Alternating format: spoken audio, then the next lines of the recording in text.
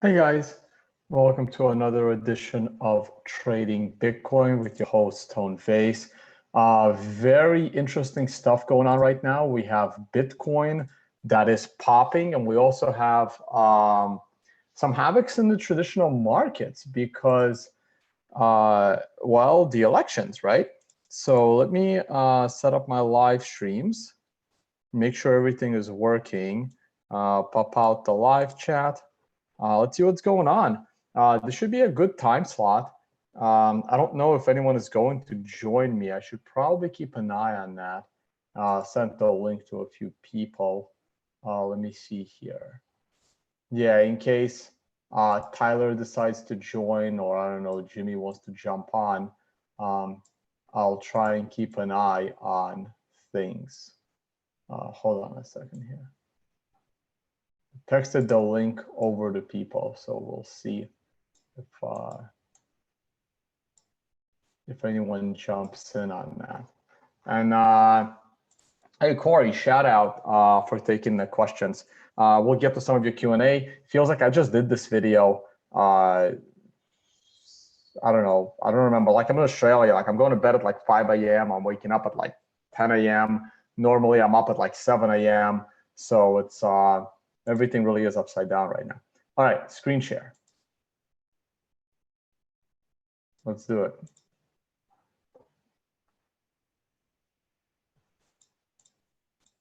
All right, we will begin, as always, the Unconfiscatable conference.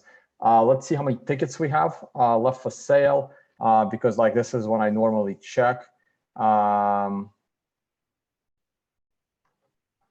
45 tickets left at the 0.01 price.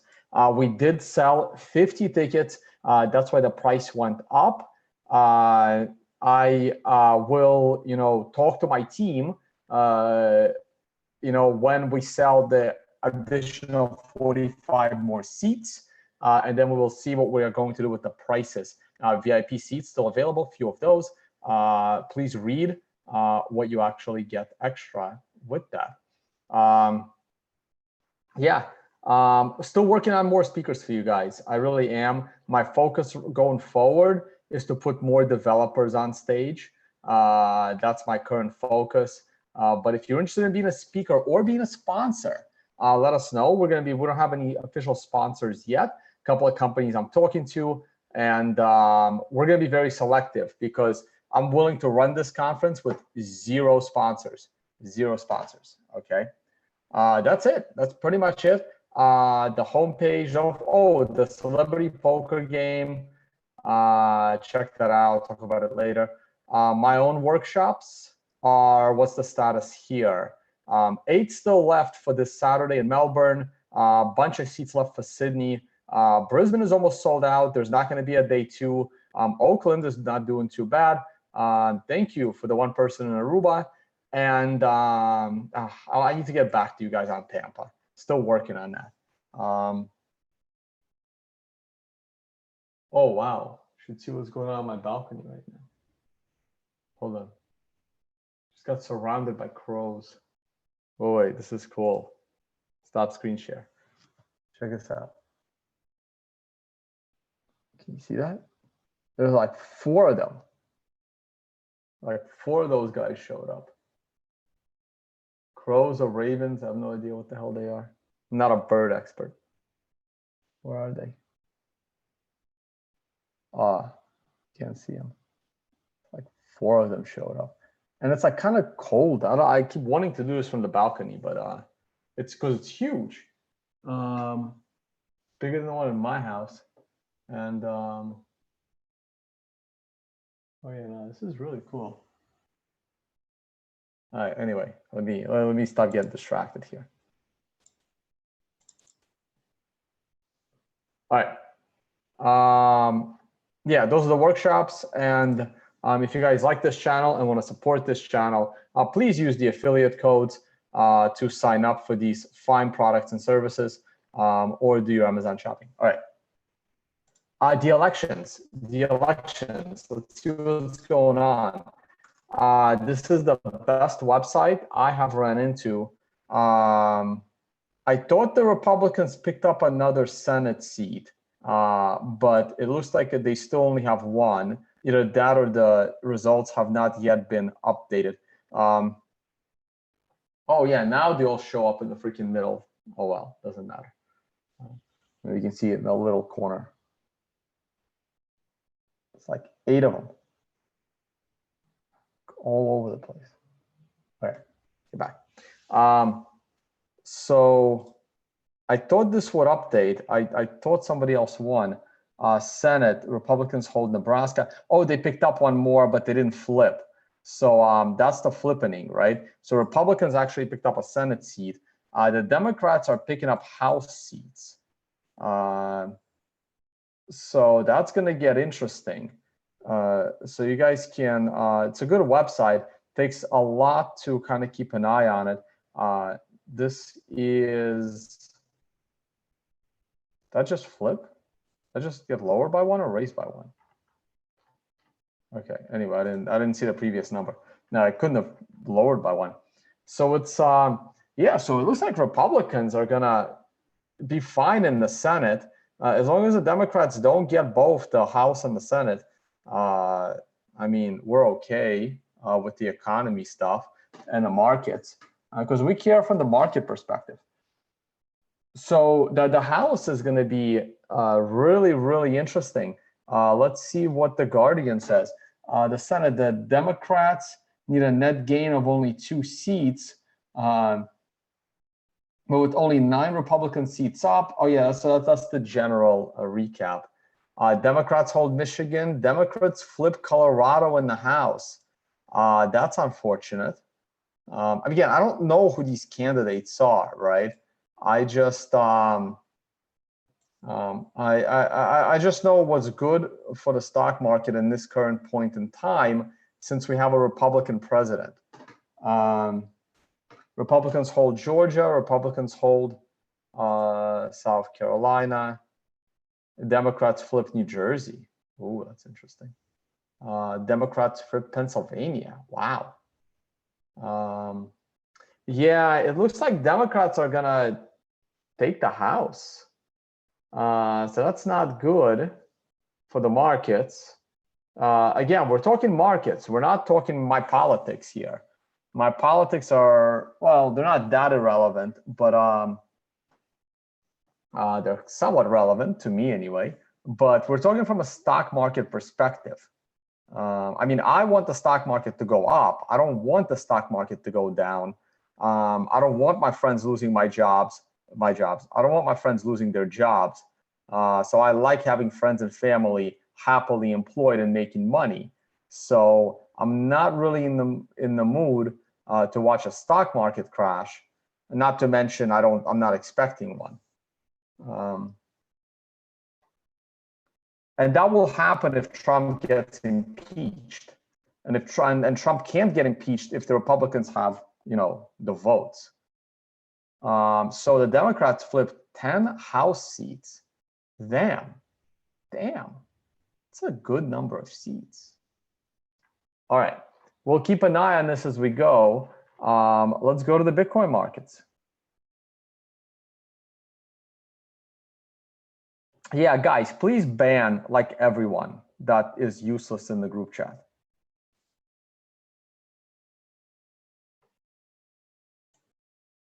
So here's the monthly chart. And nothing's really changed, right? I guess we went up a little bit. We have to wait to see how this month ends. Let this election play out. Let this month play out. We're only 4 days in, so nothing to say. The triangle, the massive weekly triangle, as you can see, this is getting very interesting. Very interesting. We are now hitting the top of the triangle. Now, keep in mind that I still have the ability to fudge with this triangle a little bit. I don't have a lot of ability to fudge with the triangle, but I have a little bit of the ability to fudge with the triangle. which means I can probably still fudge it to the point of touching it 3 times and give me more room. I can do that. I have the leeway. Remember, it's 3 touches without going over. So without closing over. So as long as I do this, I can fudge it and give me more room, and that's legal. Actually, it's getting kind of difficult here. Maybe I can't fudge it to give me more room. I tried. If I lower this and I increase this,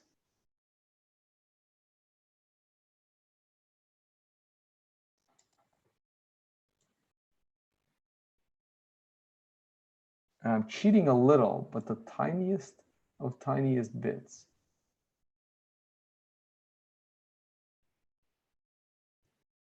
I'm trying to give myself the most room possible and still be and still justify to people that it is a triangle. I think that's it. I really don't think I really don't think I can extend it anymore. I think this is the absolute best I can do on Bitstamp to give myself more breathing room within the triangle consolidation. Now, those that are, now I'm doing this, am I doing this because I'm still bearish? Sure. Now, if you are bullish, you have drawn this triangle so differently that you have broken above this triangle God knows how long ago, right? So it really does depend on how you draw your triangle. And I don't think it's possible for me to fudge it anymore. I think this is as extended as I can make this triangle. And that still means that instead of the current candle being at the very top wall of the triangle, I just gave myself an additional $300 to work with before it hits the top. And this is why my particular trade is so lenient on the stop loss, which is not that high, which is approximately here above the prior swing high, so that I am 100% sure that we are breaking out of this thing, right? Okay, and that's it. And this is my new triangle. This is, like I said, as roomy as I can make it in the current form and time. And we will see what happens. I'm going to stick with it until I am convinced we've broken out of it. And I would still need a break above the 30-week moving average, which is the purple line. All right, next. The daily chart. As you can see, the channel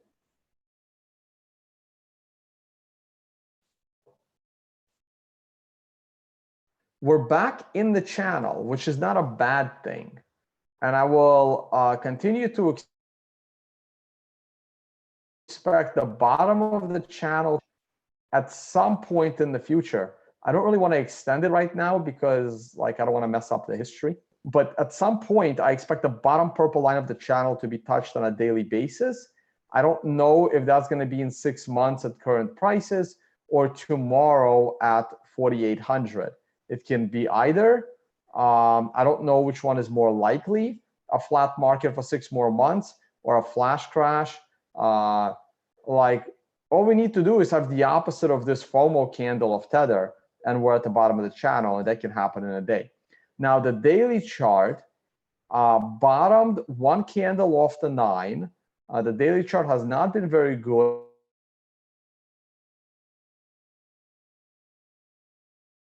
for the sequential trade. It can get to a 9, maybe up to the next moving average, which is the the 128 moving average and see if we can get that 9 rejection. You do have a setup trend line, which may or may not break in the next 3 days.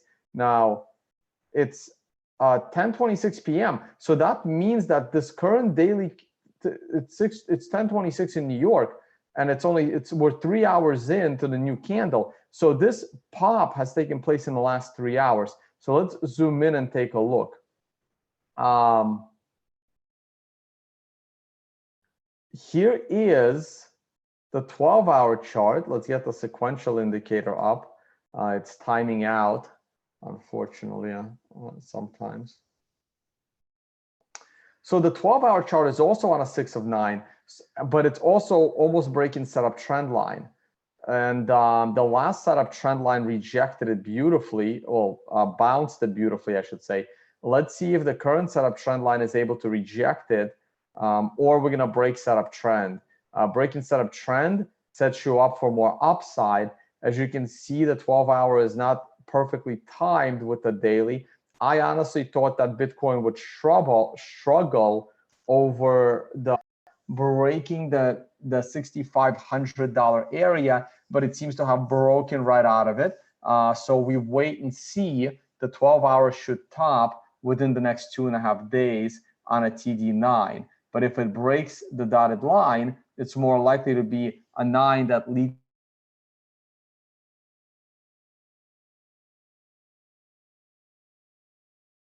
to a countdown continuation. Or chart. Wait, this is the daily chart. So what was that? That's weekly. That's daily. That's 4-hour. Oh, there you go. That's 12-hour. That's 4-hour. Okay, here we go. Here's the 4-hour chart. The 4-hour chart is also on a 5 of 9. So that means at the end of today, the 4-hour chart should give you, like here was a 9 at the high, and it didn't hold as a 9. Then you had a 1 to 4 candle correction, and then it turned back up for the countdown phase. But this isn't a real countdown phase because this isn't a real 9. This is my code notifying me that it was a 9 at some point in the candle. So you don't see the countdown phase. The code never kicked it off. That's why there's no numbers along the bottom. So we're on a 5 of 9. So look for a top on a 4-hour chart in 4 more candles besides current candle. 1-hour chart. Yeah, so the 1-hour chart is the one that really took off. So again, I like continuation momentum trading. I wasn't looking at this. I mean, I think I was still sleeping at this time when it broke out, because I went to bed at 5 a.m. Australian time. And 3 hours ago, I think I was still asleep. So this is what I mean about momentum trading. It's way more profitable and way more secure and safer than buying the bottoms and selling the tops. What you have is a consolidation at the high, and then you use the combination of TD and the break of this happened at the same time. You had a green 2 popping above a green 1, popping above a breakout consolidation line. That's a buying opportunity if you are trading this particular time period, right? Would I have taken that trade? Well, technically, I'm still in my GBTC trade. Kind of disappointed that I had free money from my broker, and I only bought 1,000 shares. Please watch a video from a few days ago. Instead of buying 10,000 shares, which I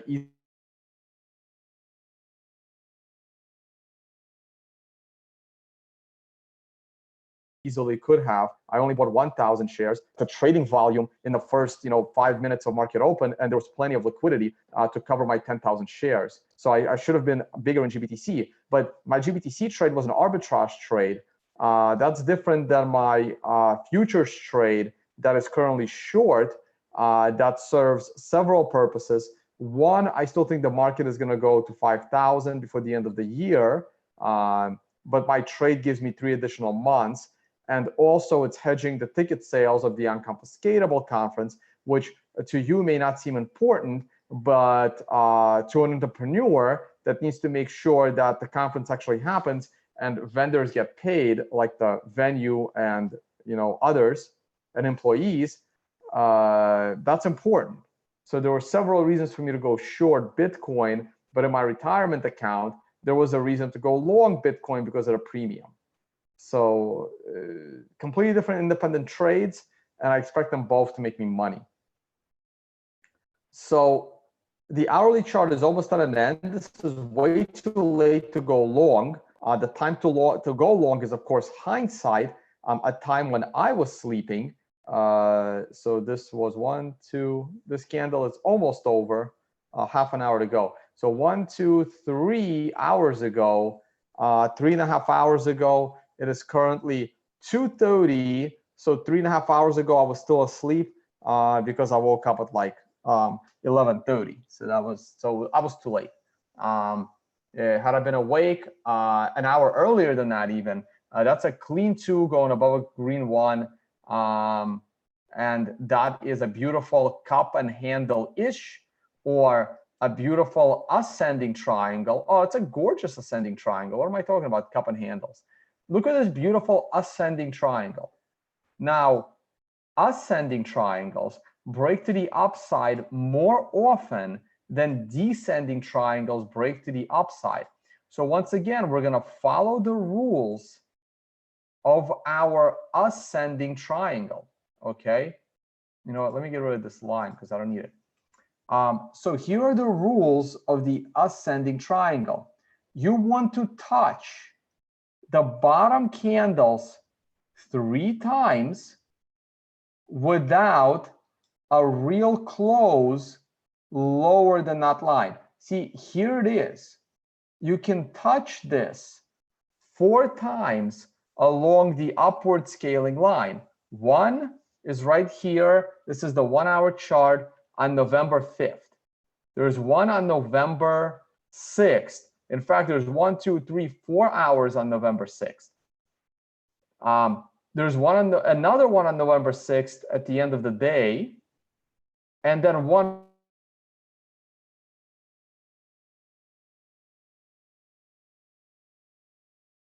more earlier today, which is also needs to touch 3 times without a close above the line. So as you can see, we touched it on the 4th. We came up a smidge short on the 5th. We touched it on the 6th in the beginning of the day, and then we touched it on the 6th later in the day, and then we touched it on the 6th just before the breakout 5 hours ago. This is a perfect ascending triangle. This is exactly like the descending triangle on a weekly chart. So if you notice this thing, and I didn't really notice it when I did this video yesterday, I didn't pay attention to it, must have missed it, must have been tired. I don't remember when I did this video last, right? And I focused on traditional markets. So I didn't focus on this triangle, but I've taught you triangles. Those that come to my workshops, you guys get taught triangles. When you see this triangle, you can draw this triangle at this point in time. You have your criteria.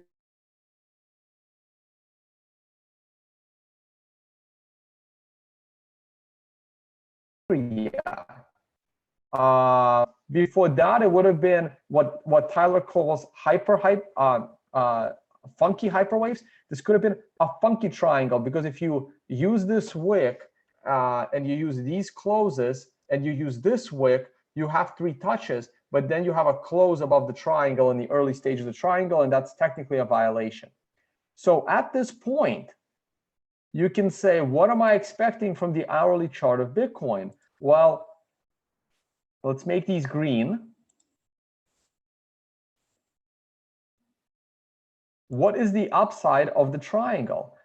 The upside of the triangle is actually only 2.64% or $100. That's not that much, but you can now extrapolate this and stick it here before it happens, before the breakout, okay? And then you do not buy this thing over here at the bottom trend line. That's not how you trade the triangle. You buy this thing and either at the end of this one candle at 2200 UTC time, or the hour after at 2300 UTC time. That's when you buy it, not here. So now if I flip this upside down, this is what I see in the descending triangle on the weekly. So the target has already been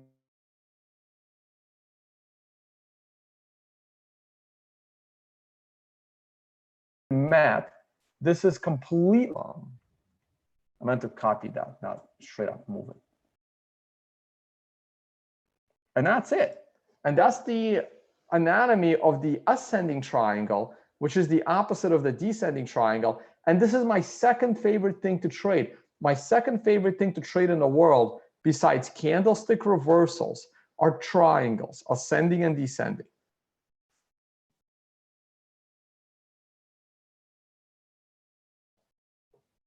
All right. Let's move on. It's a really good one, actually. Beautiful.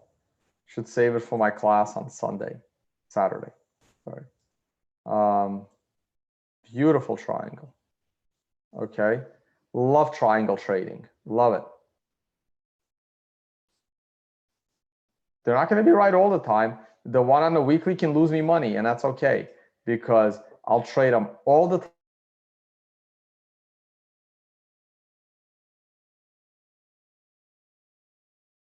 time. And so the shorts are down, but not as down as they were back in July or August.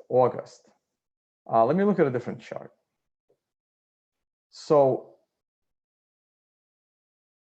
that's August, the beginning of August, right? So I really want this ratio to be a little bit higher, but see, this was the big dilemma, right? This was the big dilemma. How is Bitcoin gonna fall if too many people are gonna profit from shorting Bitcoin?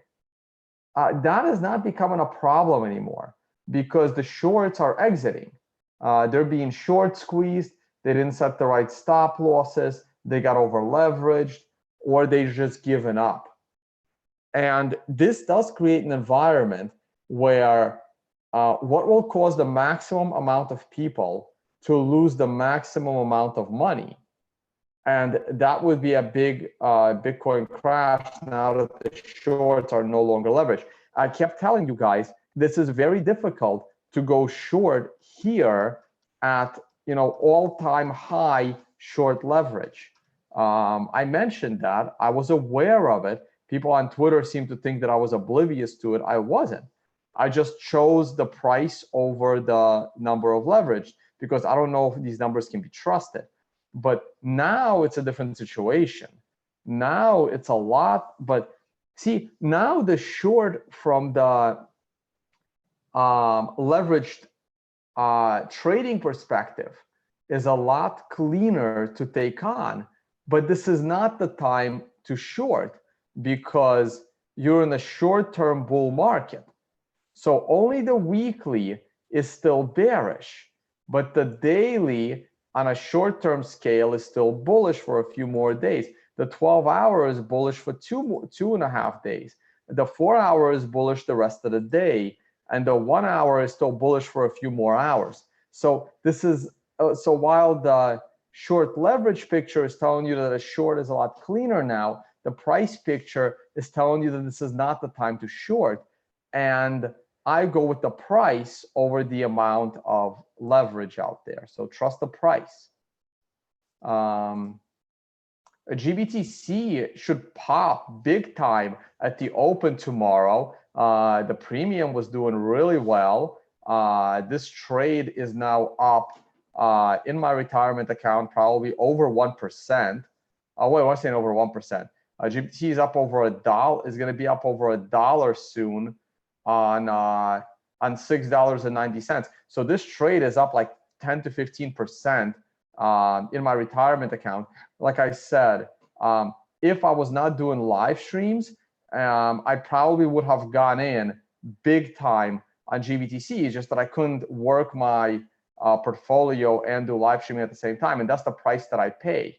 The price that I pay for not making money in my trading, which is why I cut back on trading greatly, is because of the time spent on content creation and the time wasted answering questions on social media.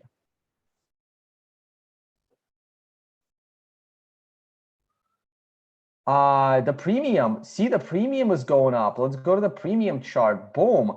I got in just, it was a premium trade. And as you can see, the premium is rising. The premium is back to 13%, 14%.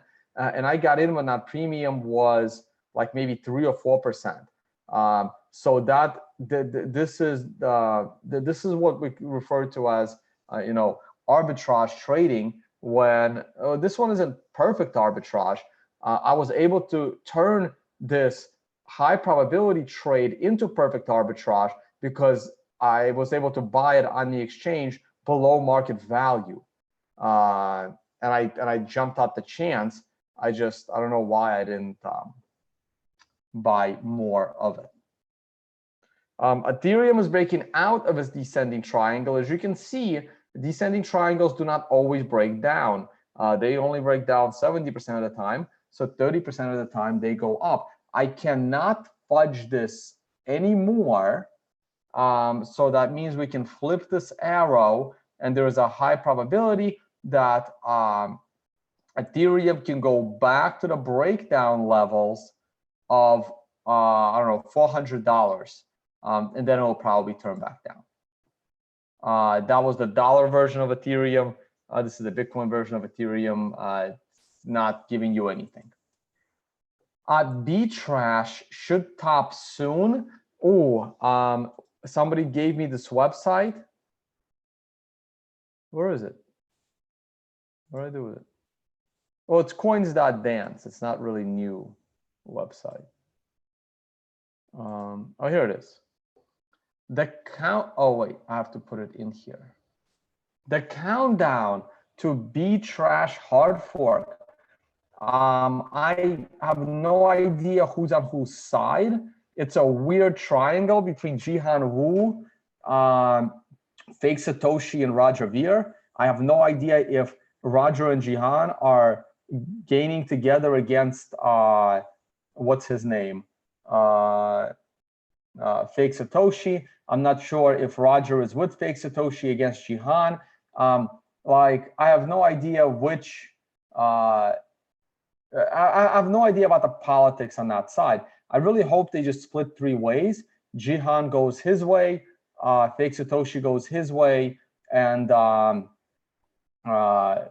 Roger goes the other way. You can then separate your incompetent developers and economists between Dead at Linux and Peter R. and Ryan X. Charles and whoever else you have, and we'll see what happens. So I have no idea why anybody would be buying this thing, thinking that they will get to clone and print more money.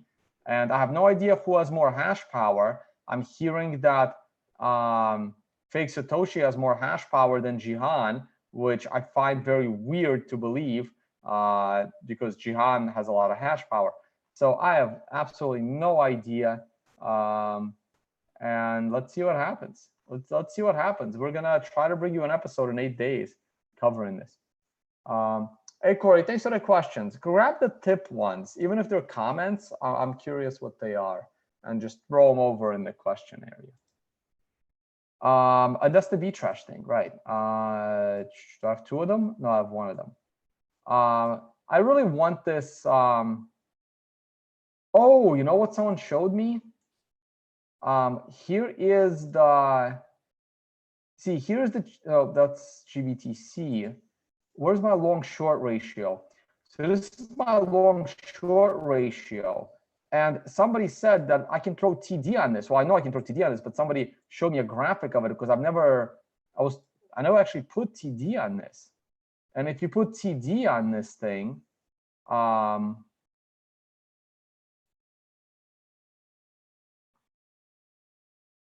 Oh man, it almost made it to a 9 here. I thought it did make it to a 9 here. Somebody tweeted this out and they had a 9 there. So I'm not sure if they're using a different, close of day or something.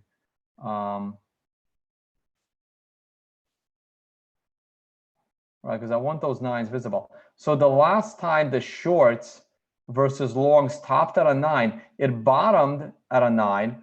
It bottomed at a 9 here as well, and then it just topped on a 9. So I think it was in my Twitter. Oh man, I don't want to look for like I don't know. Check my Twitter tags. Somebody pointed this out. I'm not sure why I don't have a 9 here because that person did. So I'm not sure what they were using. Maybe they were using a different ratio. So that could be something, right? Like TD works on spreads. Like it works on things you don't expect it to work on. So could be a day or two early, but the short to long ratio could flip here. And let's see if the price flips first or the ratio flips first. But the ratio is getting a bit exhausted. Yeah, somebody else had a 9 there. I'm curious how. All right. That's all I wanted to do there. And actually, let me do this. I don't need the non-8 numbers. There we go. This way we just see the arrows. That's the current shorts. Let's see if we can swing above that. See, look what happened here, right? So the shorts picked up leverage before the price crashed. So it looks like people knew something. Somebody knew something, right? Usually this happens after the price crash, but the price crash happened after the shorts picked up. Yeah. Like here, and here the shorts kept rising after the price popped. So interesting. Okay, we went through this, we went through this, we went through this. What is this?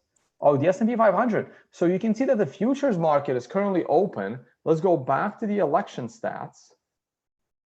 And let's see what's going on. So, wow, Democrats are picking up way more seats. Democrats flip Philly, Republicans, Democrats hold Arizona, hold Louisiana. So yeah, Republicans picked up 2 seats in the Senate. So that's important. So as long as the Democrats don't have both the Senate and the House, things might be able to get done. But the House is going to be a pain in the ass.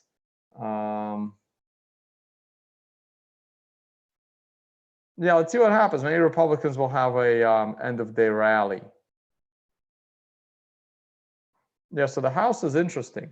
Although they've chalked up a couple of early flips, the Democrats have yet to score wins and they're more ambitious targets. I wonder if this needs to be updated because they seem to have scored a lot more wins this evening.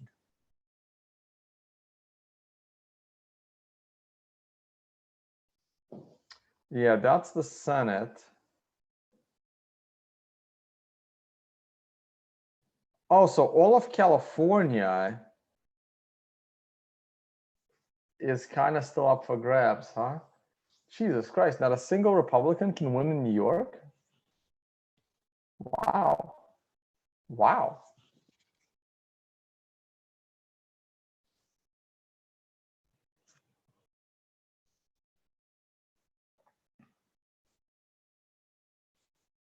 I like this map, actually. Let's see what happens. Let's see what happens. I think these are governors. Yes, the governor's race. All right, Democrats picked up 2.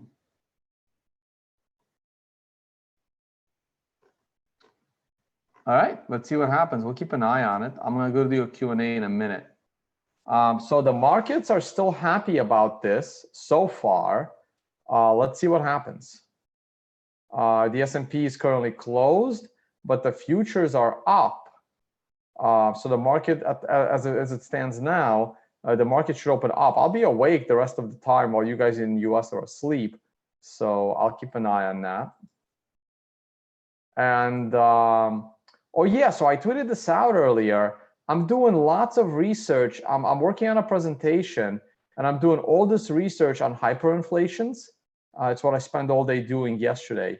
And like charts like this of all of the world's hyperinflations since the 1700s, and lots of interesting articles. So I'm gonna close these. Actually, I don't think I need these anymore, and I don't need this anymore either. So I can have room. That's the presentation that I'm working on. And I was researching the Swiss franc when the peg broke, and it was beautiful how the TD sequential was right there. Here's the daily chart that predicted it by 2 days or 1 day ahead with a sequential 9. Now I know there was a sequential 9, sorry, the setup 9 here as well, but you also exit here thinking that the peg might break, and then you can go back in with momentum, and then you get out again on the 9 or a stop loss. So if you go to the weekly chart, that same day in September, and the weekly chart is also good, like here, and perfect 9 top on a doji on a weekly chart, and another perfect 9 top on a weekly chart. Oh wait, I'm in 2009 now, and beautiful bottom calls with sequential and the 9. I was supposed to go to 2015. I don't know how I ended up in 2009.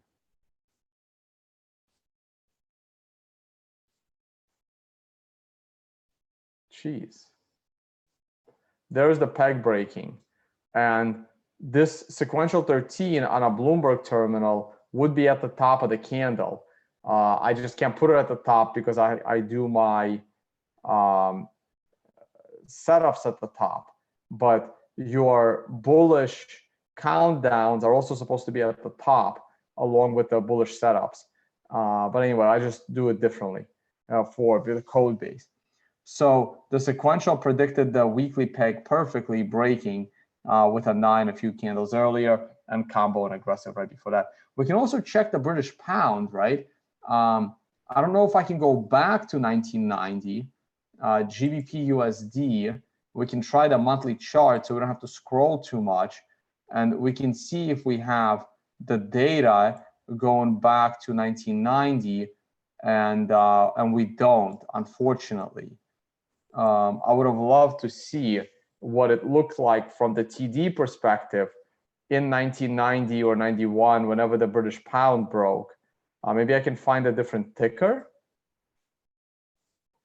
GBP USD, Forex. I'm not sure which one I was using. Let me try ICE and see if that gives me more data. It does, actually. So when the hell did the pound break? See, look at this beautiful 9 at the low in 85.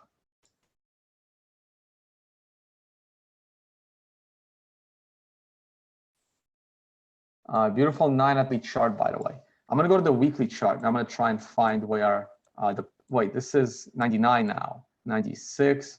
It's got to be this in 92. That seems like the right time. That's that whole Soros event, right? Soros breaks Bank of England, which I think is a silly thing. I don't think Soros had anything to do with it. He just placed the right bet. 92. Okay, I just forgot what year it was. It would have to do with like the whole thing with Russia and long-term capital management. I just forgot the year. So let's go and take a look at that, right? So I'm going to make this full screen. No, actually, I can't make it full screen. I have to change the time period. Let's look at the weekly and then make it full screen. And let's go to 1992.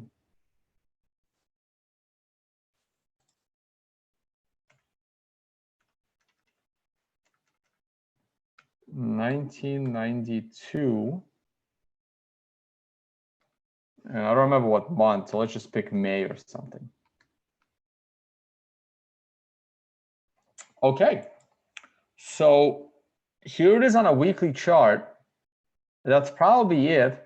The week of September 7th. There was a combo and aggressive 13 in those weeks. But would have been nice to have either a sequential 13 or a TD9. Now, DeMark himself points to the combo 13 calling the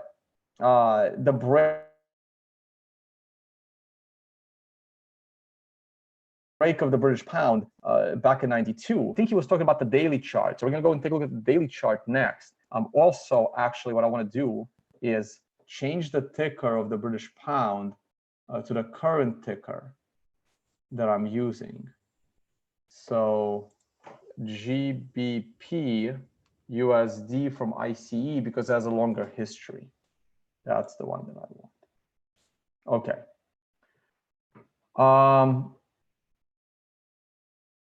Okay, good.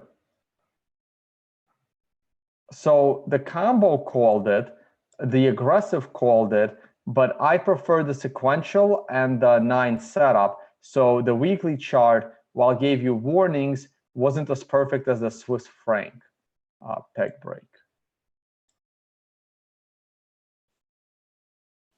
Someone saying it was the 16th of September. So it was that second week. Yeah, this is the 14th. So it happened at the end of this week. So this week started on the 7th and it broke on like Friday. So the back end of this candle and all of the following candle. But then it kept going. And look where it stabilized on a 9 weekly. And then it broke below, meandered a bit. Again, a 9 at the high, a 9 at the low. I mean, if you zoom in on this, there was definitely currency volatility. And currencies are very, very leveraged. So we see the weekly snapshot. It doesn't look great, but it did give you a warning sign. Let's look at the daily. Let's see if how good the daily was using TD sequential on the Soros break of the British pound. Let's go to the same date. I probably should have just done September.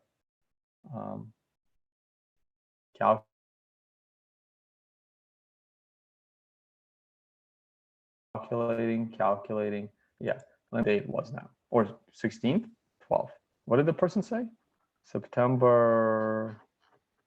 Well, anyway, it was in September. So 1992, September. Whoa, what happened there? 1992, September 12th. That's the day. Interesting. Oh yeah, that's the gap. But people knew. People already started shorting it. Yeah, so the weekly one did it. The daily one was not very helpful. What do you want me to say? There was a short trade, but not so the sequential did not predict on the daily the top of the.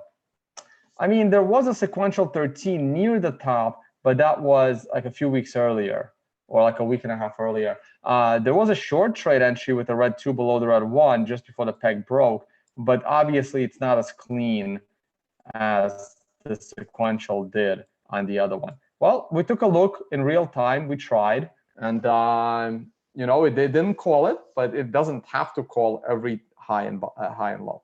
Okay, let's go back to the election. Let's refresh this, see if there's anything good. Jesus, the Democrats are just crushing it in the House. Wow, plus 15. Republicans still hold more seats. So the Democrats still need a lot of seats to flip the House. So Republicans are still in the lead, actually. So the Democrats actually needed a lot of the House. So that's not over yet, actually. And the moment one more Republican gets a Senate seat, that's it. Republicans are holding the Senate. Oh yeah, so the Democrats are still like 8 seats behind in the House. They must have been really down in the House. Interesting. Okay, questions. Corey, what do you got? Gold bugs never talk about palladium, even though performing, I mean, you mean outperforming for years. It seems to have a correlation with stocks. Would it be hard set diversification option for a portfolio instead of stocks? Ooh, no. I would not. Palladium is still a commodity. So this is one of my lists. This the watch list? No, it's the S&P Weekly. This is the FX watch list. We have the pound.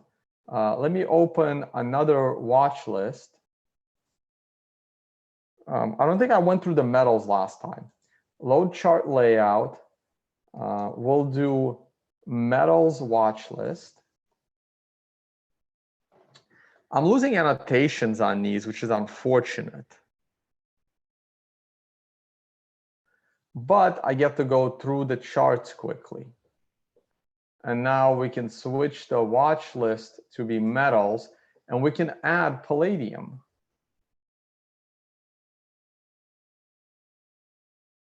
Futures. Am I misspelling it?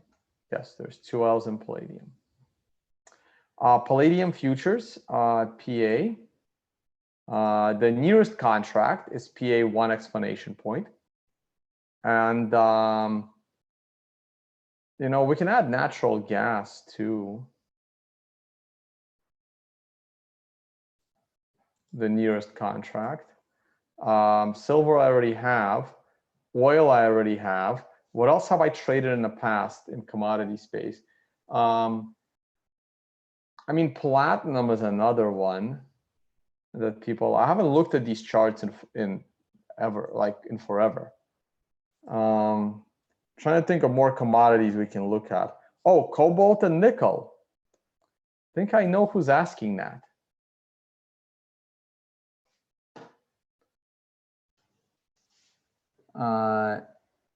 Yeah, I don't know if they have charts of cobalt. Yeah, I'm not really sure how to look at cobalt. Or nickel, for that matter.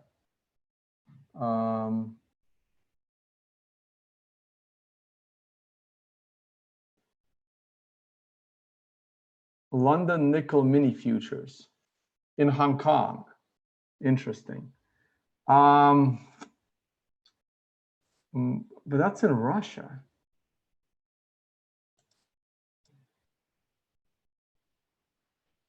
Ah, that's interesting. So I don't have a,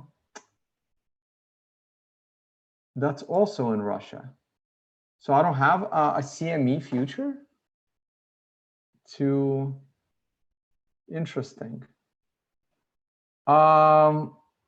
May 2019 for nickel, or we can go with the Russian version or the Europe version.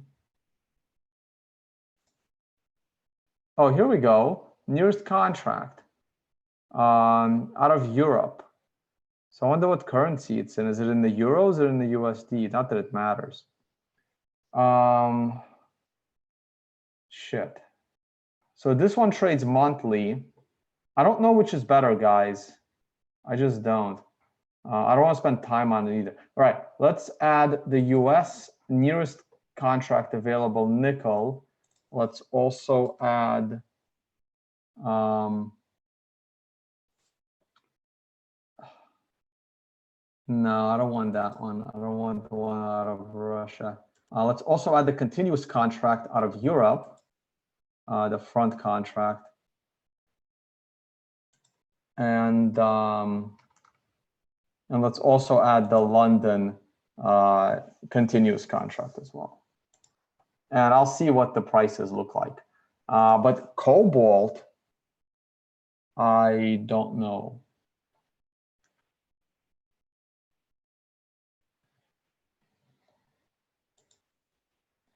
No, I don't know what Cobham is. Copper I have. I already have copper listed. Copper is up here. Oh, come on. You know, we have copper. So copper is in a standstill right now. So there's nothing to talk about when it comes to copper.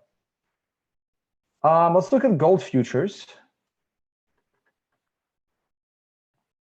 Nothing to talk about in gold either. It's leaning bullish, but on a dead cat bounce. This is the gold futures daily. The gold futures weekly is also bullish on a dead cat bounce off the sequential 9 and aggressive 13.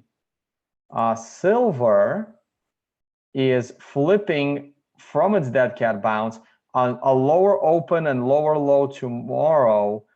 Could be trouble for silver. Oil is in a horrendous shape. Oil could be totally screwed. And I mentioned this last time, as the price of oil goes back to about $52. I believe the ultimate price of oil is going to be below $20 a barrel. The gloom and doom of Stephen Lieb and Michael Rohrport. Yes, I know the gloom and doom gold bugs, guys. I'm aware of all of them. I have seen their work. I have seen Doug Casey's work from the 1980s. I have seen most of it. And thank God I grew out of it. So please do the same.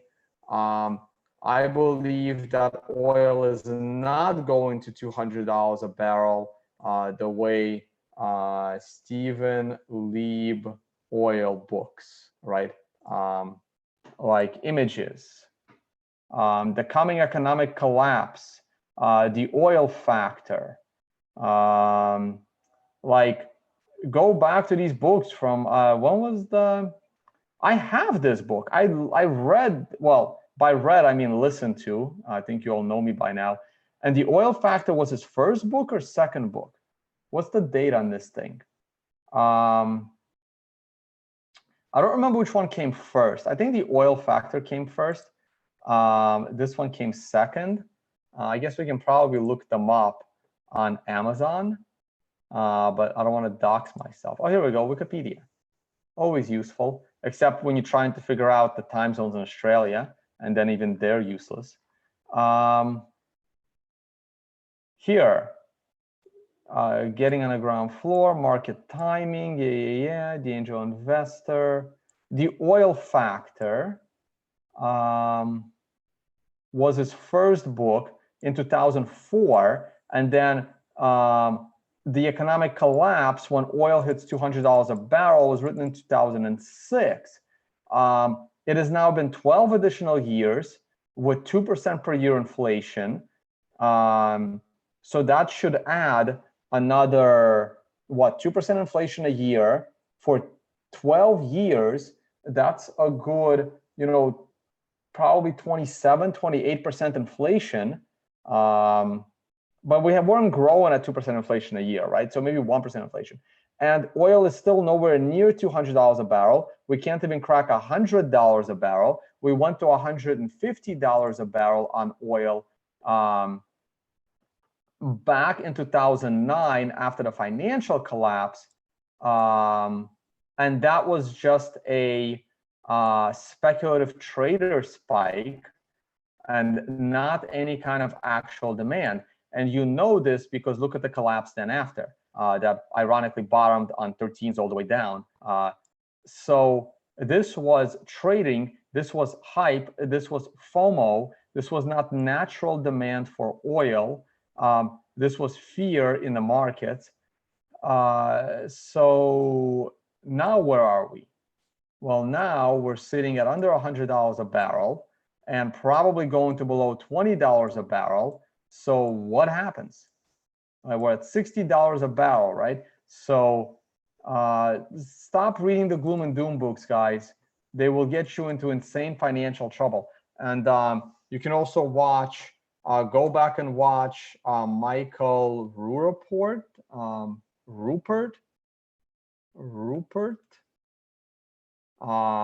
movie called Collapse. There it is, Michael Rupert, the movie from the movie Collapse, right? Also talking about how the economy is going to collapse because of oil will run out of oil, and 1 barrel of oil will be $1 billion, and no one can afford it. When I've been already saying for years that a long time now that renewable energy will replace oil, and oil isn't going very high. And anyway, enough time waste. Sorry, I don't know how I even got to that. Oh, thank God I didn't dox myself now. Oh wait, you guys don't see anything at the moment. Or what do you see right now? Should see my desktop. Let me get back to this. So back to here. So oil is in trouble, and I think it's going lower, probably all the way down to the setup trend line or prior swing high, you know. But either way, I think it's going to 50 bucks. Is it going to get there tomorrow? No. Can I have a day? And the Consensio is not going to look good in a minute. Okay. Next. Finally, we get to palladium. Oh, looking good. Palladium is looking good. I don't really know I forgot what the real use case of palladium is. If I have to guess a good use case for palladium, and I could be shooting in the dark here, correct me if I'm wrong. I think China is going to get very serious about cleaning up its pollution problem. And I believe palladium is very instrumental in cleaning up air pollution. So I've always said that China is going to clean up its pollution problem the way New York did, the way LA did, the way Europe did. Like, the pollution problem is a problem. It needs to be cleaned up. Now, China is rich enough now to care about the health of their citizens. So they need to clean up the pollution problem. So that could be great for palladium. Look at this beautiful weekly hammer on a 9 candle. So right now, I would be bullish palladium. This 9 would have gotten me out of palladium. Let me do something here. Hold on. I know these videos are long. It's been going on an hour again.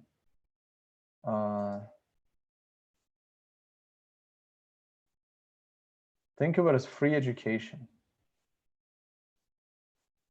Okay, so obviously I would be long off the 9 hammer. That's 2 of my 3 things in my top 3 arsenal of trading: candles and sequential. That's the best combo of 3 things.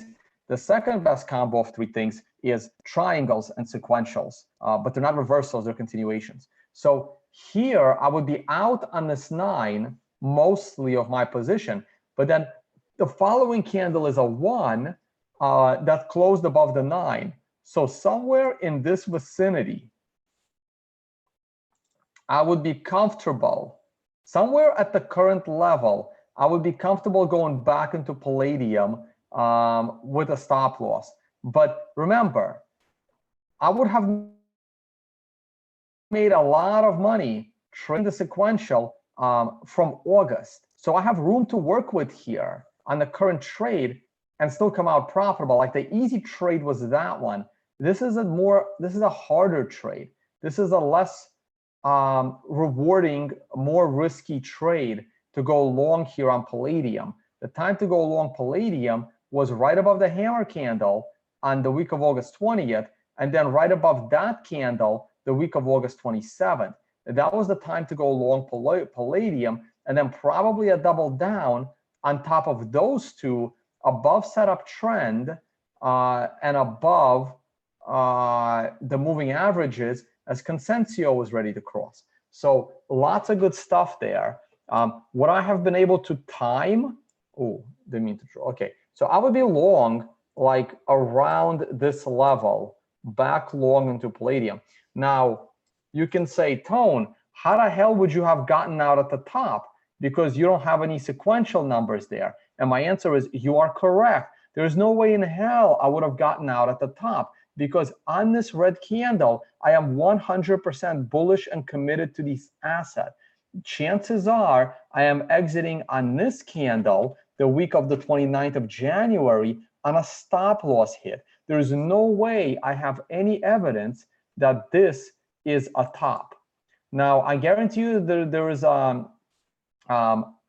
divergence here. But in order to actually have divergence, the price needs to first correct.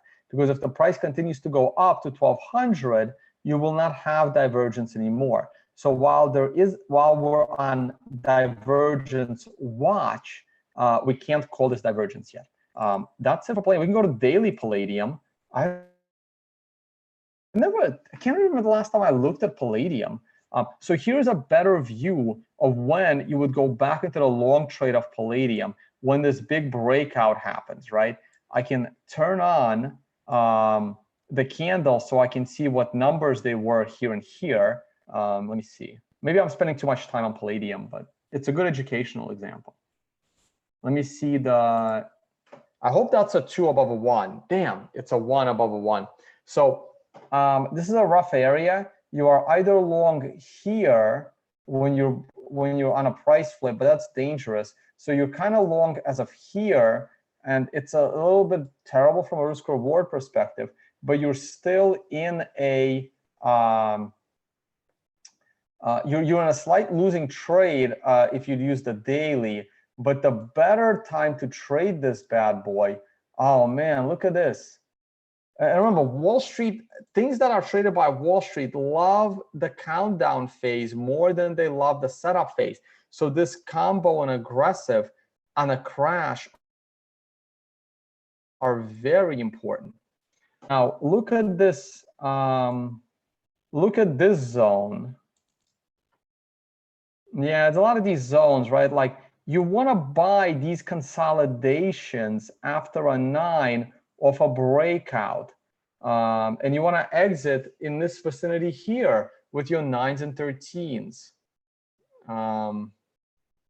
Beautiful 9 here at the low. This is the daily chart, I think. Yeah, this one just consolidated. Nice 9 at the high, beautiful 9 at the low, beautiful 9 at the high, decent 9 at the low. Probably would have gotten me into a short trade, and then you lose a little bit of money, and then you go long a little bit later. Nice 9 at the high. You're not going to make money on every trade, guys. You're crazy if you expect that. You just have to A, have more winning trades than losing trades, and B, make more money on those winning trades than losing trades. And then you find, all right, that's enough of palladium. Let's look at platinum.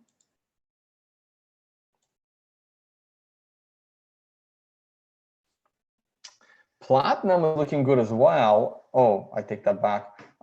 Platinum is in the same boat as gold. This is the daily platinum. Look at this triple. Oh, I was going to say look at the triple top, but it's not a triple top. It's a single top.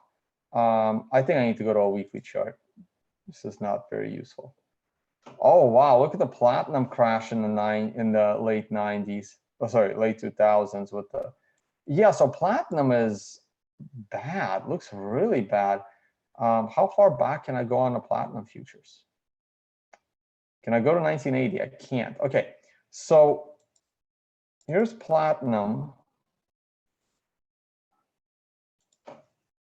Should go to a monthly chart. That's where we're going, folks. Statistically, that's where we're going. If I flip it to monthly, probably cleaner. Funny how these 9s just show up at the highs, right?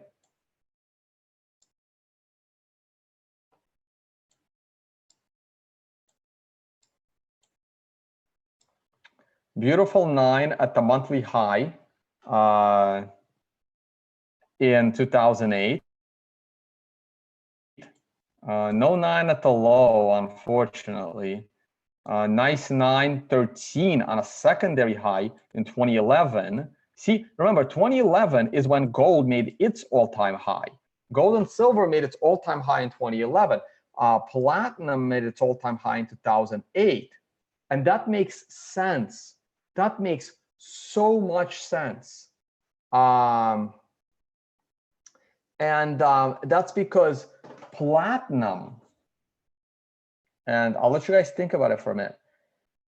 Platinum this is when all the rappers were like, we're not doing gold, we're doing diamonds and platinum because we're rich.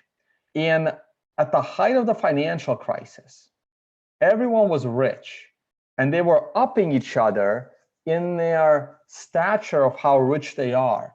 So platinum was on the rise as people were really rich.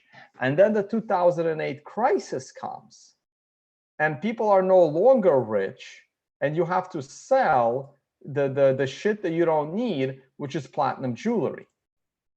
And there goes your platinum.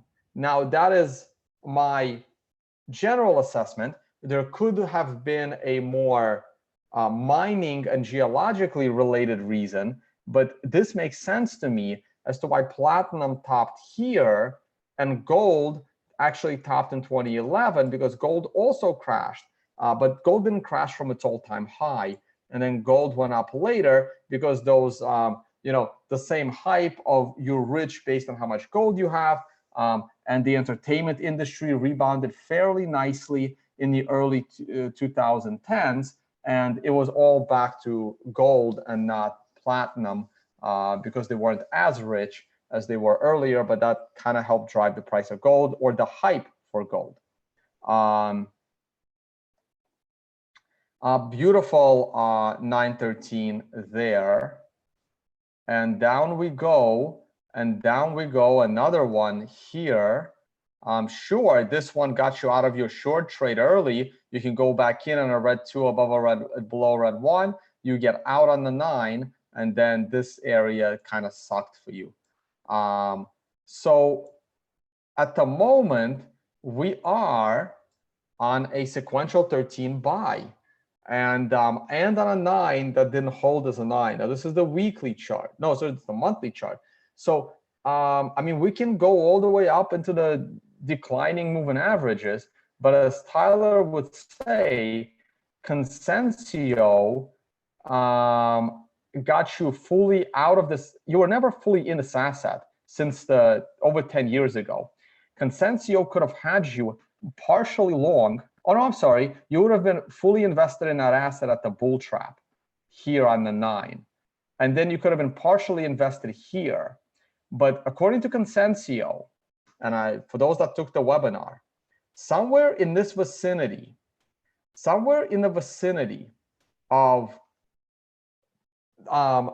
September 2013, you should have been fully out of platinum, sorry, and have not even considered buying back in. However, that's as an investor. As a trader, you could have bought back in off this 9 hammer.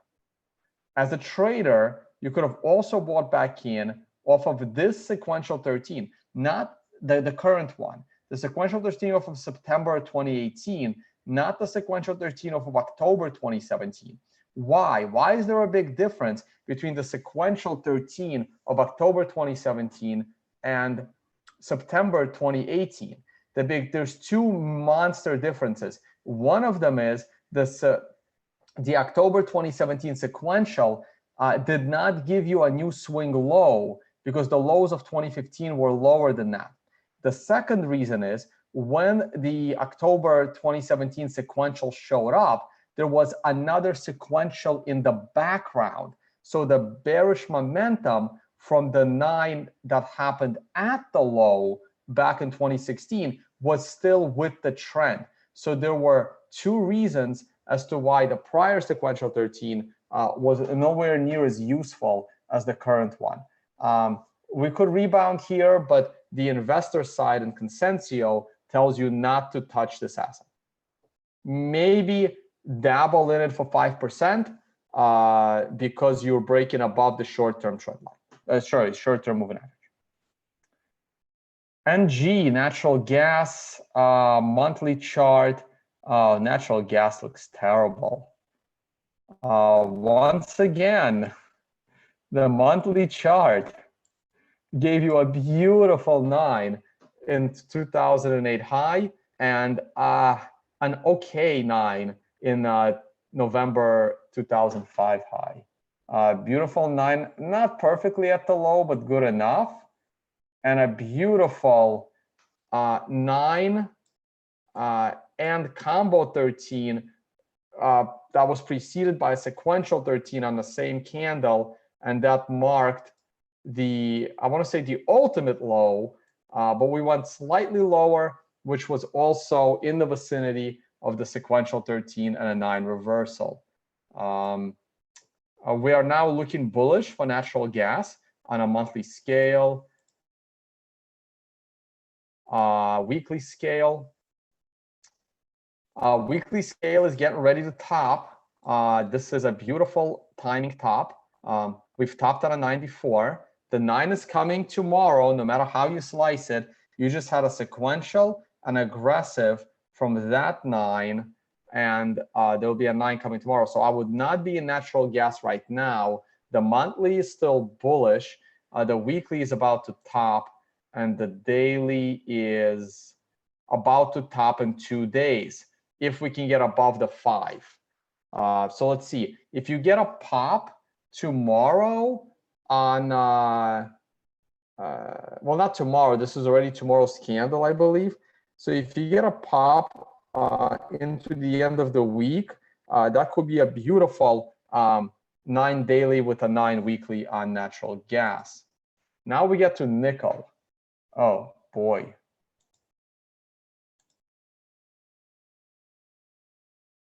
Oh, boy. And, hey, we got one. The London mini futures is actually giving us candles, but it looks the complete opposite of this price chart. So I don't know. This is nickel. Yeah, no comment. I'll take my time.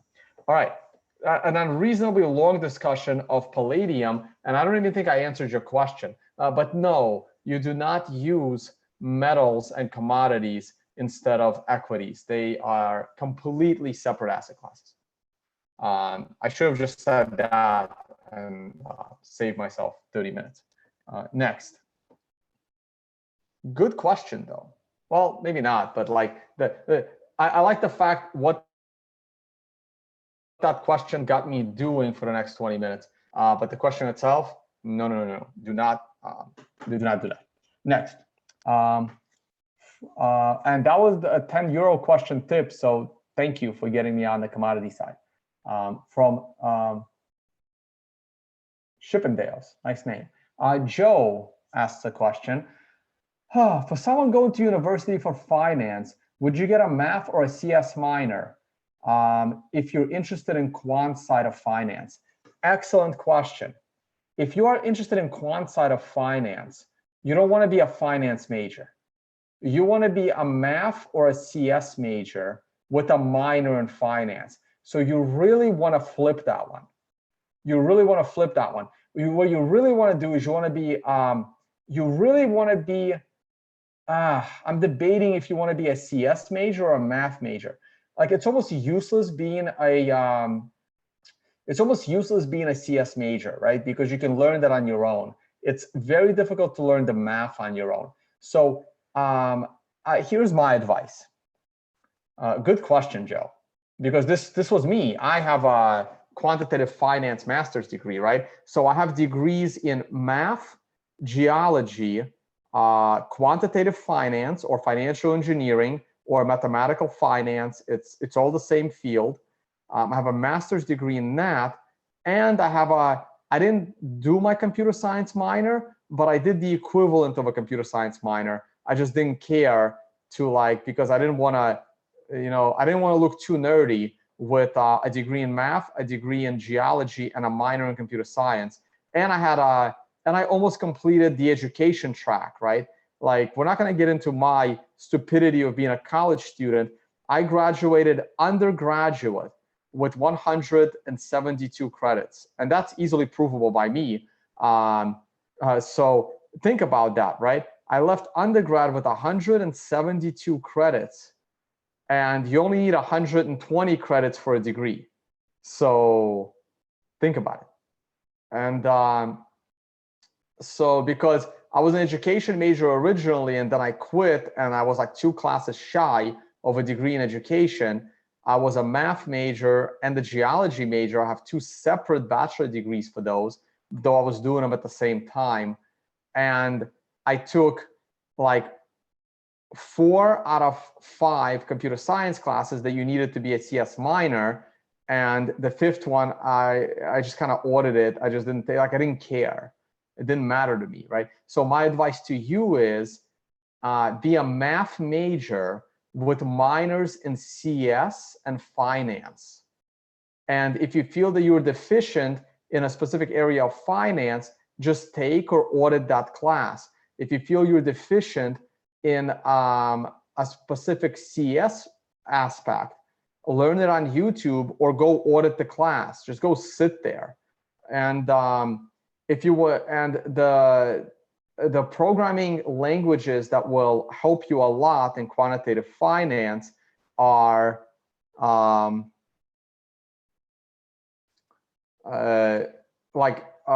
Python is absolute key. So Python, very important. Excel VBA is probably still very important. That was my #1 coding language at the time, but that one's probably going to be basic for you. C++ and C# are heavily utilized, and database, SQL, stored procedures, not the admin side. So SQL, you have to know SQL, whether it's SQL, whether it's MySQL, whether it's Oracle, whether it's Sybase, if anyone still uses that insanity. Learn databases, there's 2 sides to databases. There's the administrative side, and then there's the database admin, and then there's the database programmer. You want to be the database programmer. You don't want to be the guy giving access to, this guy is allowed to edit a table, add to a table, and this one is allowed to view the table. You don't want to be that guy. You want to be the guy writing the code inside the database. One of my CTOs was a database guy, and he used to yell at the C++ guys saying that he can do this more efficiently within the database with the math code, which is, any C++ guy will tell you that is grossly inefficient. But if you're a good database guy, you can make that argument. So absolute must learn to program a database. That's my advice to be in quantitative finance.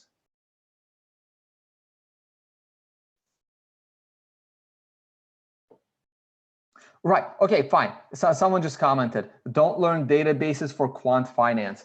You don't really have to, but here's the thing. You're not a quant. You want to get the job. And if you want to get the job, you better know how to query a database and spot a bug in a stored procedure. Because when you are a quant and you're programming math models, you may have to test those models. And you have to pull data out of the database that's internal. And if there's a problem with the data in the database, you need to have the ability to figure that out. So you do need to, if you want to get that job, if you want to start out in that job, like that was my job. For the job that I did in quantitative finance with my degree, I wasn't good enough to write the mathematical quant models, but I knew stored procedures, I knew databases, I knew C++ code, and I knew the finance, because C++ was the code base that I learned in my math degree. So my #1 priority was making sure that the data is accurate, because that's how the quants may be screwing up the model. And it depends on how good you are as a quantitative programmer, but most people out of a master's degree or out of a bachelor's degree, you ain't never going to be a quant anyway, but you can be a quant assistant, in which case being able to program a store procedure is absolute key.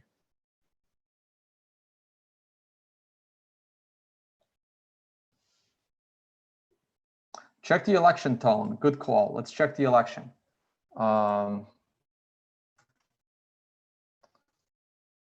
Damn, the Democrats are picking up seats like wildfire in the House. 154 to 155 plus 18. Wow. 309 out of that is something. That is really something. Let's see how the futures are doing. I really wish someone could cut out my spiel about, I should have the election on. I really wish someone could cut out my spiel about being a quantitative finance major, because I think that's useful and we can put it as a standalone video.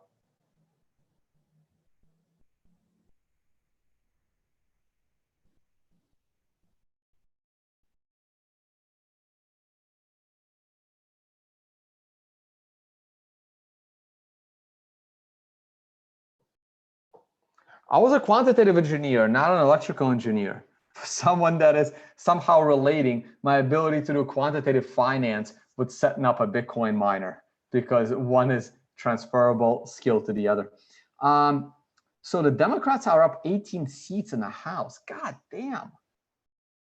And the Democrats hold Oregon. Wow. Wow. Interesting. Interesting.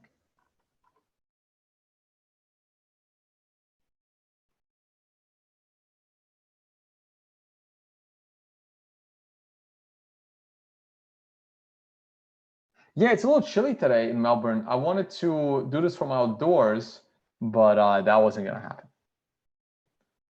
Okay, next question. Wow, these questions really got me going. It's really bad for me to do videos at this time because it's the middle of the day and I do need to get back to research. It's already 4 p.m. But considering I woke up at like noon after going to bed at 5 a.m., yeah, I'm going to end this soon. Let me see the rest of your questions. I'll try to answer those quicker. From Matt, Tone, when do you see the housing market going down and how much in percentage do you see the market dropping throughout the housing bear market? I don't know. That's a very interesting question. Honestly, I think the housing bubble is going to grow because I think that, like, again, ask me again after the election, because if the Democrats don't impeach Trump, I think the economy is going to rise and people will have more money to buy an irrationally priced house. So I think the housing market might have another bubble, which is very, very weird because bubbles don't usually repeat. So that would be a monster anomaly. Bubbles just don't repeat. They need a full generation to repeat. So it has to be like 10 years away for the next housing bubble. Let's revisit this in about a month or a few weeks or in a week. Sushi Shifter, nice name. Let's see what you got for me. Oh, Democrats flip Iowa, Republicans hold Texas. Oh my God, we are tied. We are tied at, oh wait, I refreshed it and then I lost the update. Here we go. Okay, I keep doing it. There it is, there it is. Also, Republicans hold another state. Okay, so Republicans hold North Carolina. Republicans are still ahead by 1, but the Democrats have gained 19 seats. God damn, they flipped 19 House members. Wow. Wow.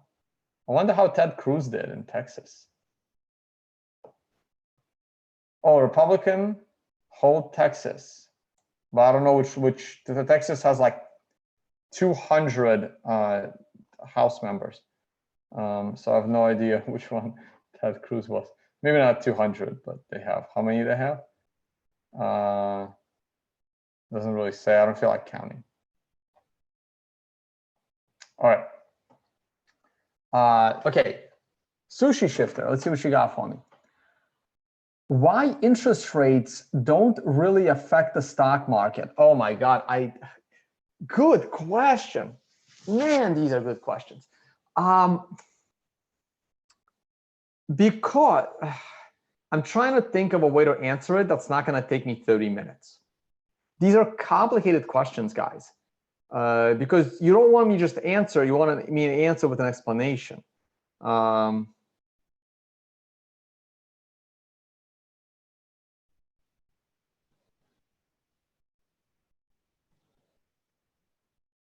So the reason why it doesn't matter is because whether the interest rate is 2% or 5%, it's about the economy of the private sector and the equity markets.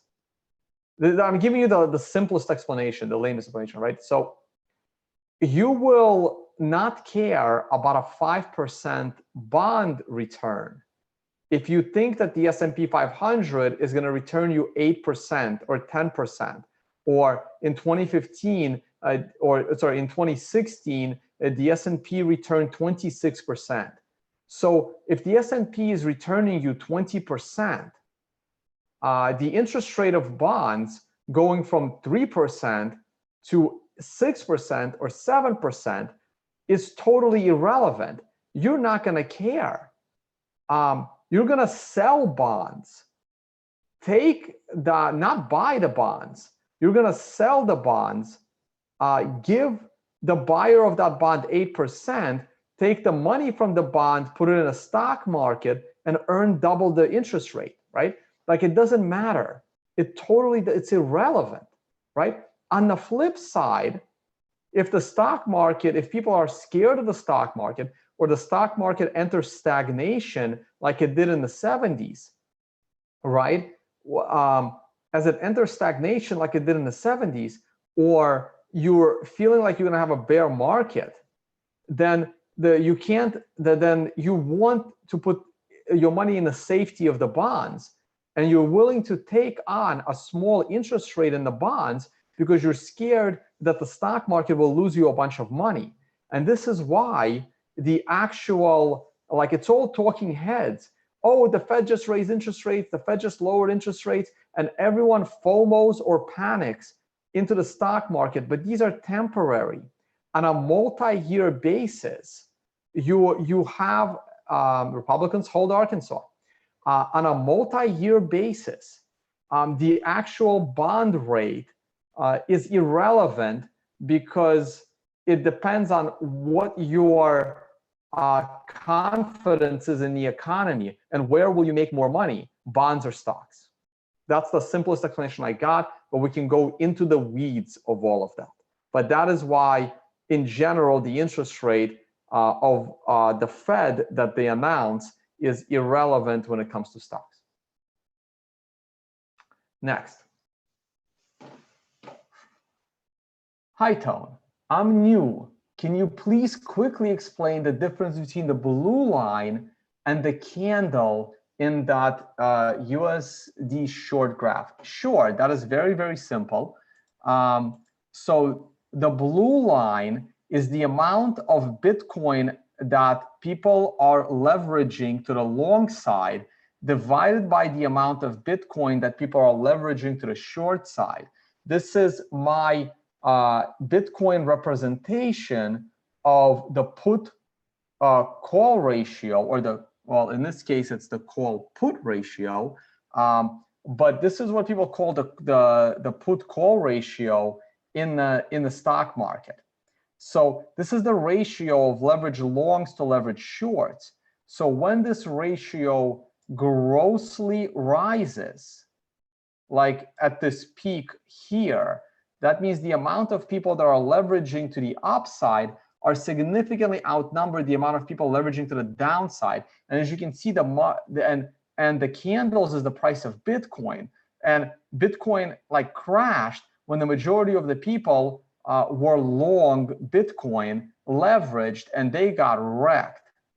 Now, what's happening right now is the amount of people that are short is becoming small, and the amount of people are becoming long is becoming huge. Now, I would love for this ratio to get back to this peak, because the last time it got to this peak, people got wrecked for leveraging longs as the market crashed. Now, I don't want Bitcoin to crash.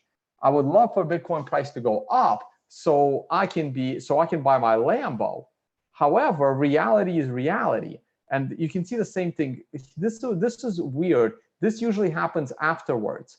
Usually it peaks after the pain has already begun. But as you can see here in September, there were so many longs, and the longs flipped to the short side, or the longs just deleveraged. See, you have to look at this chart to see whether the number of longs or shorts is increasing, or are they increasing in tandem, or is one increasing and the other one holding flat? But you can look these up with their tickers, BTC USD shorts and BTC USD longs. They're coming from Bitfinex, and there's lots of questions about the numbers. All right, next, Mr. Smith. If oil prices drop, will product prices and shipping industry boom? Not necessarily.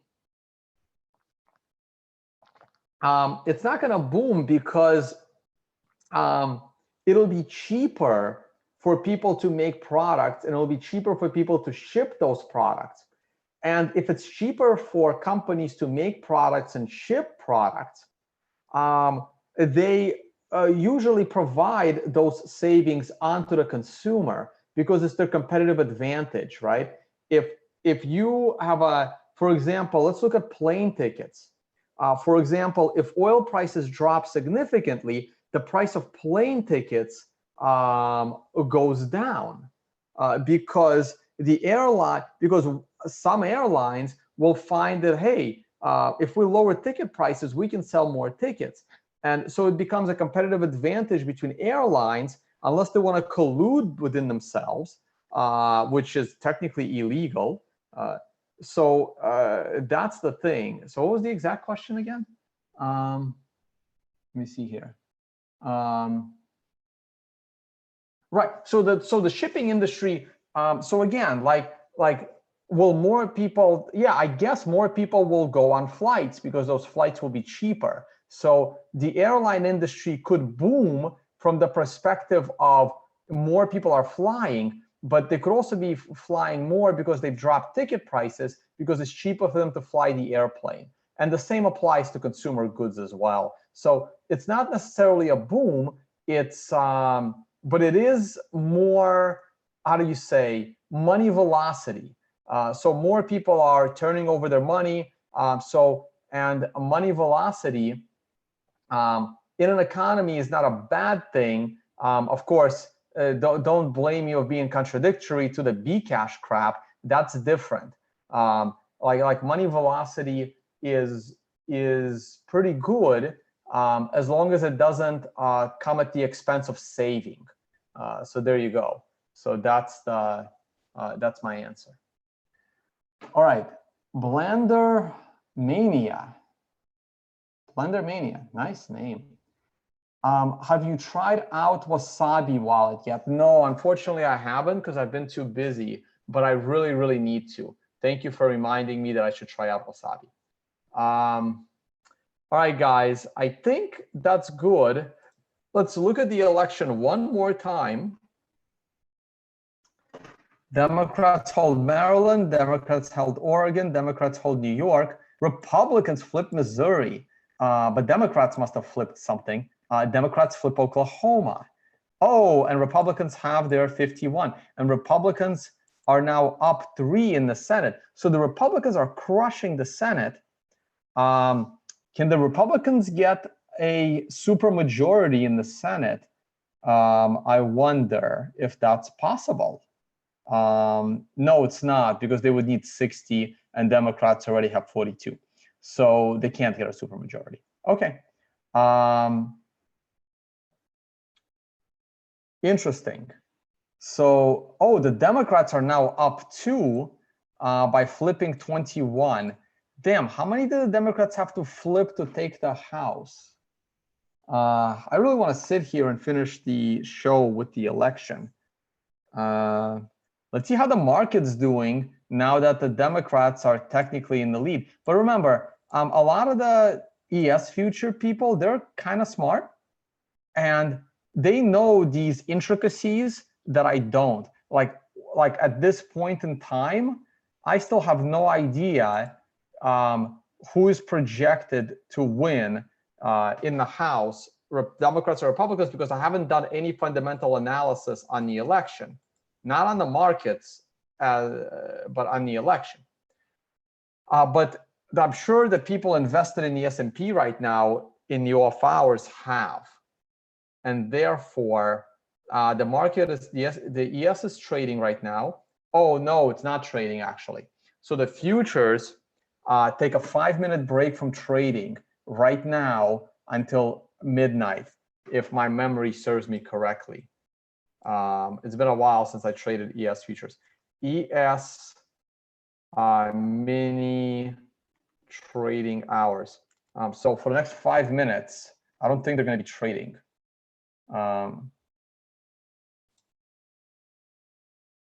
They take an hour break in the afternoon. So trading hours of ES mini futures. So Sunday to Friday, 6 p.m. to 5 p.m. So they do not trade Eastern time with trading halt at 4:15 p.m. to 4:30 p.m. So they take a 15-minute break at 4:30 and then an hour break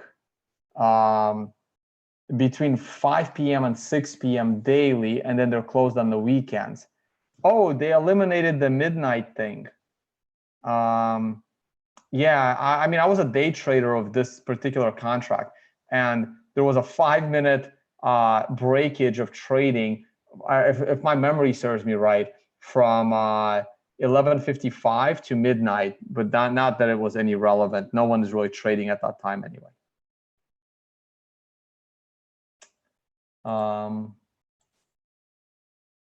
All right, is Bitcoin changing anything? Oh, Bitcoin is pulling back. Bitcoin is pulling back here. Let's see if Bitcoin will pull back to the breakout of the triangle and then go to the upside, because that is common. Ascending triangles. And you can see in the pictures that very often the triangle breakouts lead to pullbacks like this. So the triangle breaks out, pulls back, and then reaches target. But we reach target immediately. So I'm not sure it counts exactly the same way. But here's an example, right? You break out of a triangle and then pull back a bunch of times to it and then break out some more. Okay.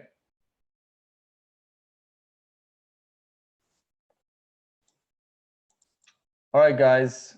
I usually, let's go back to my website. Please support through affiliate codes. Sign up for workshops if you're interested in learning trading, especially the sequential system.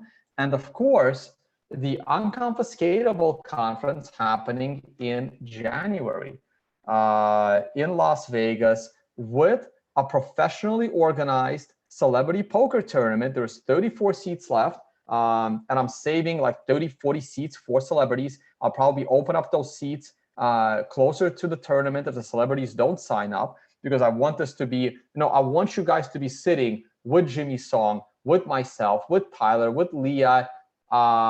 Just got word that Johnny Dilly and Julia Turiansky are going to play in the tournament. We're going to get their celebrity pictures up there. I'm trying to get you more people. And the conference itself has 45 seats at this price. Then the price will probably rise. I will get with my committee and discuss it. That's about it. Register for the poker tournament by clicking this link. Probably next week, I will have more information on the payout. This is a nonprofit conference for both myself and the company that is organizing this event, the Unconfiscatable LLC. So the expenses will get taken out, and I want to donate 1 Bitcoin to a Bitcoin developer project. Haven't decided which one yet.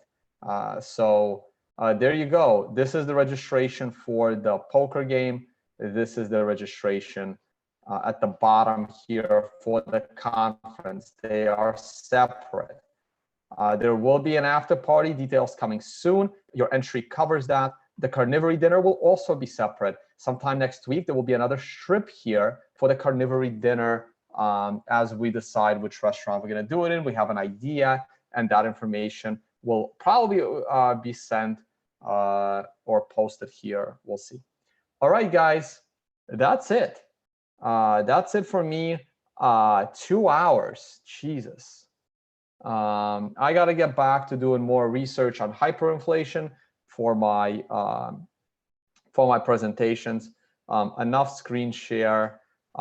Thank you so much for sticking around, closing out with 600 viewers. Lots going on in the Senate. Oh man, the Democrats just picked up another one. Not that that's a bad thing. Again, I'm from a market perspective. I'm not here to convince you whether to be a Democrat or Republican. It's just a huge flip, and I just don't want to see. Well, I don't want to see this president get impeached.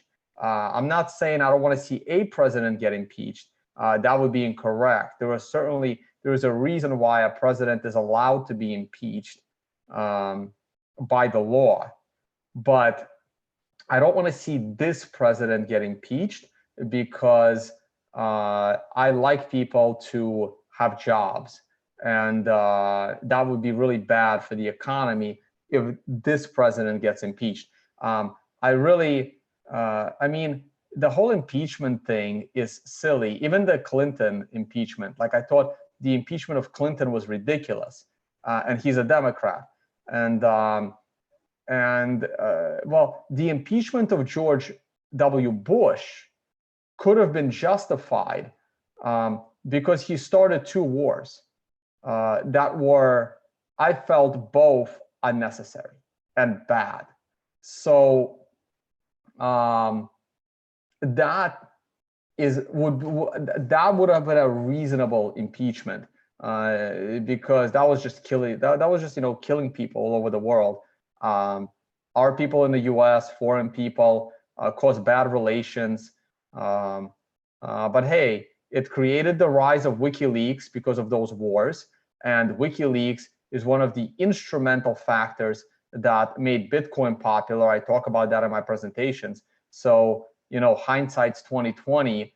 If Bitcoin would be as popular and as useful today if it wasn't for those wars. So you never know, right? Like it's like I always say, you don't know if we would have had internet today if it wasn't for the Fed in 1913 and easy money printing, because you don't have a time machine to see what would have happened with the future of technology if the Fed was never created back in 1913. So we don't know.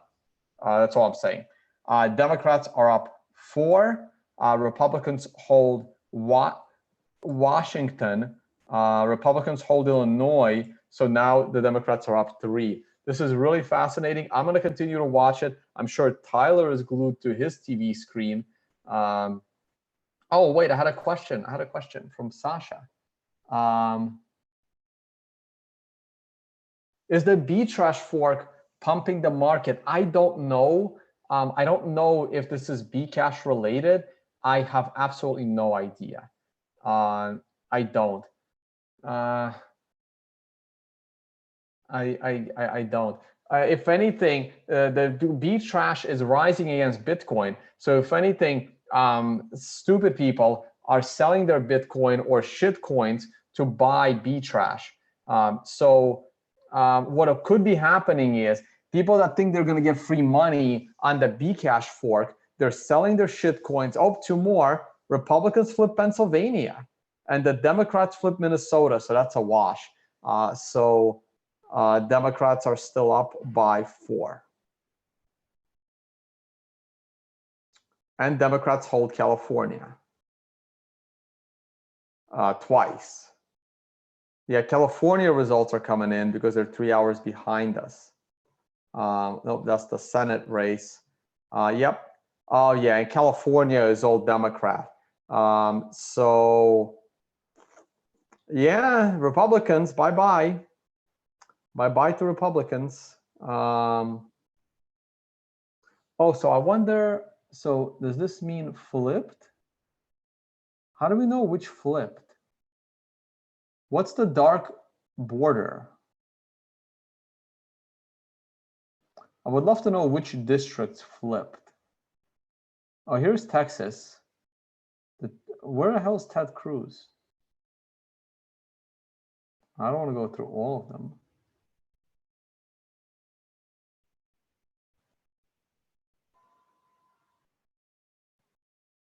I don't know.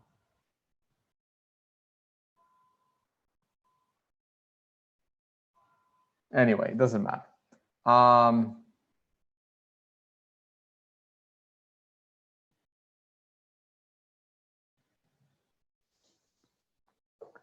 So anyway, that's it. Yeah, California is going to come in mostly Democrat, I think. And yeah, Democrats should take over the. Yeah, now they're up by 6. Yeah. Yeah, Democrats are going to crush it. Crush it. Hey, but hey, Republicans held the Senate, so probably a lot of, yeah, not much is going to get done. Not ideal for the market, but we'll see. We'll see. Yeah, so back to the B trash thing, probably people selling their shit coins or selling some Bitcoin, but Bitcoin's going up too. I don't think it's B trash pumping the market. I really don't. I have no reason. Like, you don't need a reason. Like, I'm not going to be a talking head on TV. Price goes up, and I got to make up a reason as to why it went up. Price went down, and I got to make up a reason as to why it went down. Sometimes it just goes up, and sometimes it just goes down. There's no reason. There's no news.